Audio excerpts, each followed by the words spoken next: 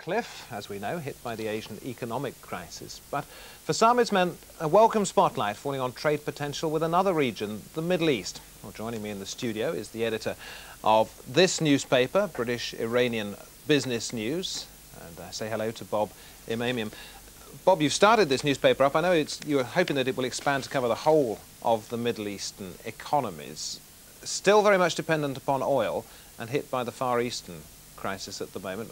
What particular problems are there doing business in the Middle East at the moment? The main problem is the actual attitude and cultural attitude toward doing business, because these economies are one product-based economies, and now they have to change because the price of oil is so low and the revenues are lower. So they have to change, start trading. So they have to modernize themselves. By modernization, I just don't mean a couple of computers, but actually the businessmen have to change. They have to become more of a marketeers. They have to know how to sell other products. At the moment, they have no ability. The only thing they can sell now is oil. And what you're trying to do with this, in some way, is actually convince them that that change is necessary and indeed can be made. Well, the business people, the community who are here, they've managed to change. And perhaps the people like myself who've been brought up here, perhaps we could actually convey the message to them, say, you have to change. You have to change your approach, your attitude, and you have to understand international trade and international markets.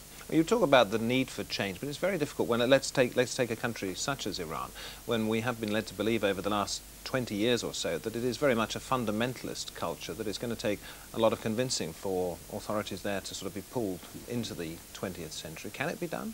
How can it be done? Well, I think there is one thing it is possible. If we could substitute the word of westernization with modernization. At the moment, there's a lot of confusion. As soon as you want to become modernized, they call you a westernized. And the reason is obviously because West is the most modern society of all. So that's the terminology.